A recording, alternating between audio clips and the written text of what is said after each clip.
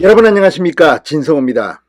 더불어민주당의 고민정 최고위원이 어제 이재명 대표가 주재한 최고위원회의에서 공개적으로 이재명 대표를 직격했습니다. 책임이 없다는 취지의 비판이었습니다. 노무현 전 대통령은 자신을 희생하면서 했다. 김대중 전 대통령도 사형 선고를 받았다. 그런데 지금 코인 사태 등을 대응하는 민주당 지도부는 뭐냐? 자, 고민정 최고위원 얼마 전까지만 하더라도 이 친문이지만 친명 스타일의 색채를 나타낸 국회의원이었습니다. 그런데 갑자기 돌변해서 이재명 지도부를 비판한 이유가 뭘까요? 자, 여기에 오신환 전 서울시 부시장이 등장합니다. 지금 내년 총선을 1년도 남기지 않은 지금 수도권의 민주당 의원들은 지금 거의 멘붕 상태에 빠져 있습니다. 전당대회 돈봉투 살포 의혹에 김남국 코인까지 이대로 가다가 수도권은 괴멸당한다는 위기감입니다. 그런데 오신환 전 서울시 부시장을 전격 사퇴하고 광진구 출마를 선언한 겁니다. 자, 오늘 오신환 전 서울시 부시장이 라디오에 나와서 어제 광진구로 이사했다고 말했습니다. 그러니까 고민정이 최고위원 회의에서 이재명을 비판하던 그날 오신환은 광진을 이사를 한 겁니다. 자, 관악을 지역구에서 두 차례 국회의원 배지를 달았던 오신환 전 부시장이 왜 광진을로 왔을까요? 자, 광진을이라는 지역구는 지금까지 한나라당, 새누리당, 국민의힘까지 보수정당이 한 번도 국회의원 선거에 당선돼 본 적이 없는 곳입니다. 자, 민주당 세가 강하다는 관악구, 중랑구, 무슨 구로구, 금천구도 한나라당 출신들이 다 당선은 한 번쯤은 다 돼본 곳입니다. 그러나 이곳은 난공불락 한 번도 성공하지 못했습니다. 오세훈 서울시장 역시 여기서 고민정에게 패배했습니다. 여기에 복수 혈전을 위해서 오신환이 출사표를 던진 겁니다. 오신환은 뭐라고 했을까요?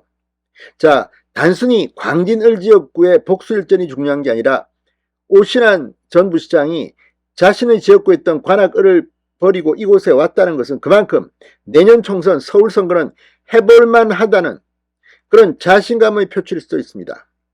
자, 이재명 대표는 좀 불안할 겁니다. 왜?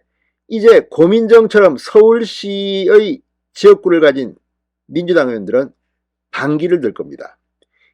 앉아서 죽거나 서서 죽거나 마찬가지라면 서서 죽는 게 낫습니다.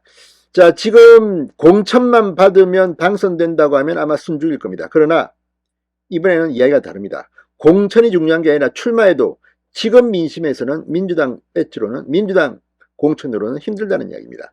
그만큼 오신환 전 부시장의 광진을 출사표는 지금 민주당을 패닉 상태로 몰아넣고 있습니다. 진성호의 융단 폭격 시작합니다. 더불어민주당을 융단 폭격합니다.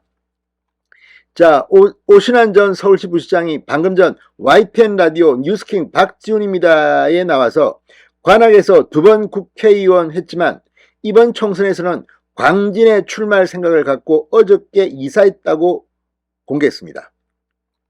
오세훈 시장의 지역구였습니다. 이 오세훈 시장이 애정을 가진 지역구라 적극적인 권유도 있었다고 말했습니다.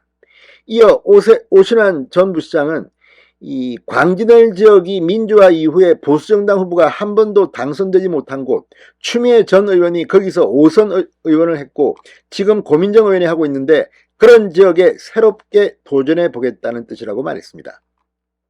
오 전 부시장은 제가 27년 만에 관악에서 보수정치인 처음으로 당선된 역사를 만들었다. 이 관악을에서 당선됐습니다. 내년 총선 승리를 위해서 반드시 넘어야 할 지역이라고 생각하고 돌파해낸 경험을 가지고 아무래도 당에서도 고심 끝에 한번 뛰어보라고 하신 말씀이 있었던 것 같다고 부연 설명했습니다. 관악 과번 김성식 전 의원이 2008년 18대 총선에서 한나라당 공천으로 당선된 바 있습니다. 그러면서 광진에서 또 새롭게 도전하고 초심으로 열심히 해보겠다.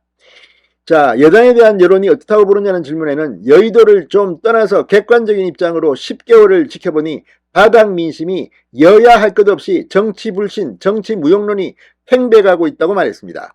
정치를 사실 누가 잘하느냐는 경쟁을 통해서 국민한테 대안이 되고 희망을 줘야 하는데 양당이 누가 더 못하나 이런 경쟁을 벌이는 것 같아서 너무 안타까웠다. 총선까지 남은 기간에 당이 누가 더 빨리 정신 차렸느냐가 결국 승패를 가늠할 것이라고 했습니다. 일일이 맞는 말입니다.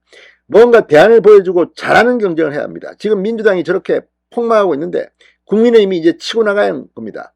어제 국민의힘이 홍보본부장을 제1기획의 국내 비즈니스 광고팀장 송상헌 씨를 전격 영입했습니다. 이런 실무적인 준비가 지금부터 필요한 겁니다. 내년 총선이 대통령 중과평가적 성격이 있지만 대통령이 주도해서 선거를 치를 수는 없다. 당이 독립적으로 주체가 돼서 총선을 치러야 한다. 당이 대통령실의 종속관계가 돼서는 안 된다고 강조했습니다.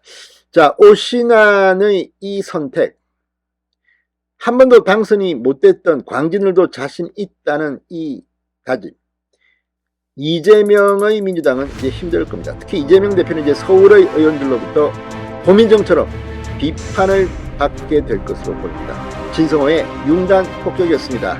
여러분 감사합니다.